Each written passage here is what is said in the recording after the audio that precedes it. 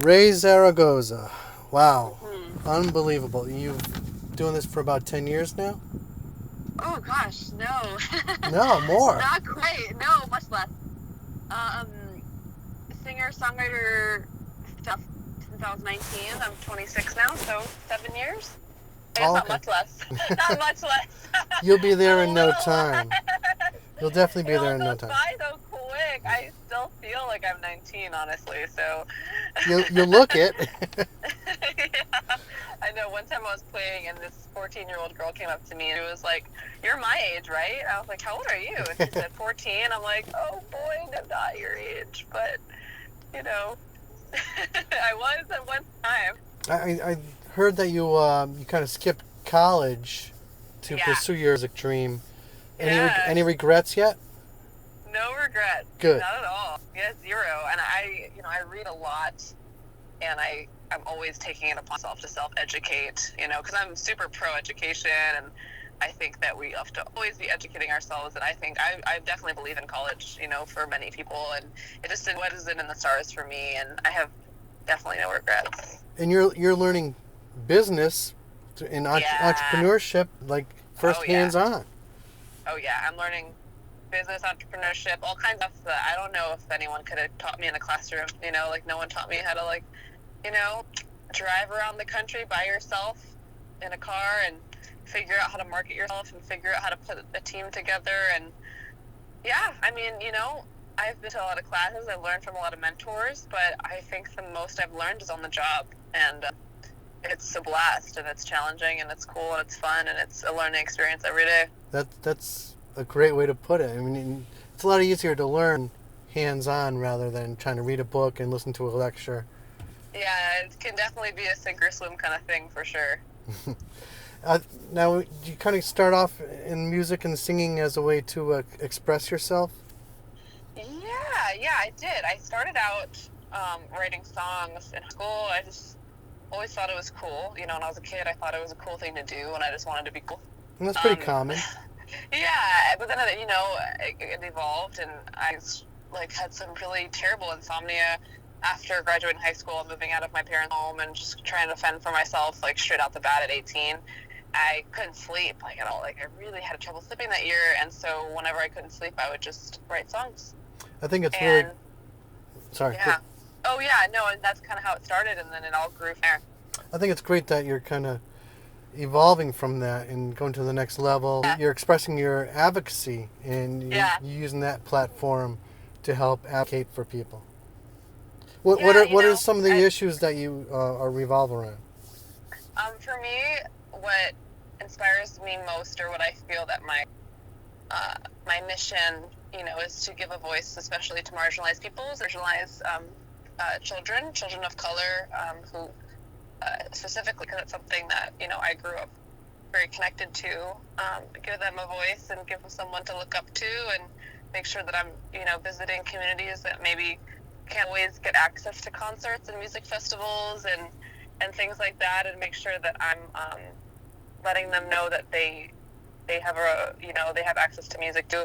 I perform at like Head Start kindergartens on reservations a bit, and it's crazy. I asked them like, "Do you guys have a music program, or do you have music for the kids?" And one time they just pointed to like a bucket of tambourines and our music program, and that kind of thing breaks my heart. And I feel that everyone has the right to have access to creativity and music. So whenever I can, I always just volunteer my time to play, even if it's like a 20-minute show for 10 different classes at a school, and just let them know that I'll be back, and I'm gonna keep coming and doing songs and making sure that everyone knows that this is also a life that you can choose if you want, and Mm-hmm. even if it's not, you can always creativity is always at your fingertips, Yeah, no and you can matter where always you are. support it. Other people who are choosing it. Yeah, exactly. So what goes along with that, Indigenous rights, like Standing Rock was one of the first movements I was really a part of as a adult that I wrote a lot of music about, and my last record is really heavily about Standing Rock and finding my voice as an Indigenous woman, a woman of color, and understanding that I didn't want to fade into the background anymore, and I wanted to speak up, and I wanted to be who I am unapologetically, and not try to fade into the background, which is how a lot of us women, people of color feel that is the easiest thing to do, but at the end of the day, it doesn't work. You can't fade in the background, and you got to speak up. And being silent is not a productive thing to do. Absolutely, I agree. Yeah. 100%. Do you think we'll ever get to the point where people stop putting an emphasis on gender and ethnicity and race and just acknowledge that we have differences and celebrate them rather than judge them and condemn them? That's a good question. I was actually just talking about this with a friend, and a lot of people are very critical of how different movements separate. So there's this movement is fighting for these people, and this movement's fighting for those people, and it's very it's separated. We're all creating our groups, and we're saying we're different, we're other, and they're very critical of that. And I don't agree. I think that a movement of a people and them finding each other is very important at this step that we're at right now. Mm-hmm. And in a perfect world, we'd all join hands and be happy and hunky-dory, and it'd be wonderful. And I do see that future, and I do think that we can get there. Maybe not sunshine, rainbows all day, hold hands, but I think at this point, because the differences were so pushed under the rug for so long, we're at this point where we really need to kind of flip the rug over and let everyone, stand up for who they are and find their quote unquote, I guess you could say, movement group or whatever, so that once everyone is uplifted, we can all join. But we have to uplift everyone and single out everyone for the things that haven't been singled out and haven't been acknowledged for hundreds of years before we can get to that point. And so yeah, I think it's all a process, and I think that right now we've flipped the rug, and we're just trying to let every bit and piece that's been pushed under there have time to shine and have its voice, so that we can all be uplifted and we can all join together once that's done. Absolutely. Yeah. Now, you've been performing with other people, joining other people's tours, and collaborating. You've worked with Kiefer Sutherland recently on his tour, or currently on his tour? Actually, my first show with Kiefer Sutherland is this Saturday, okay. So I have yet to play a show with him, and I'm very, very excited about it.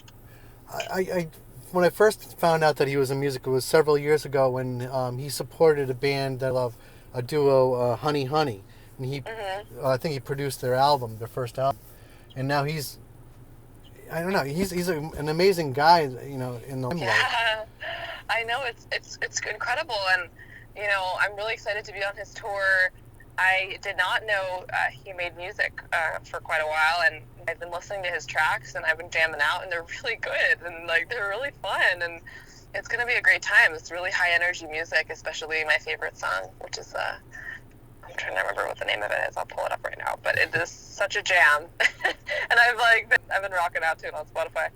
And so that's gonna be really cool. And I just love opening for different people and getting to know different audiences. And I'm sure there's gonna be a lot of people there who are such big fans of his work. Not just his music, but his movies and his television. So Something You Love. I really love that song by Keith Sutherland. I'll look it up. Yeah, check it out. Let's talk about music. Your music is amazing. To the River and Fight for You. I love those songs. Oh, thank you. Do you have a new album coming out?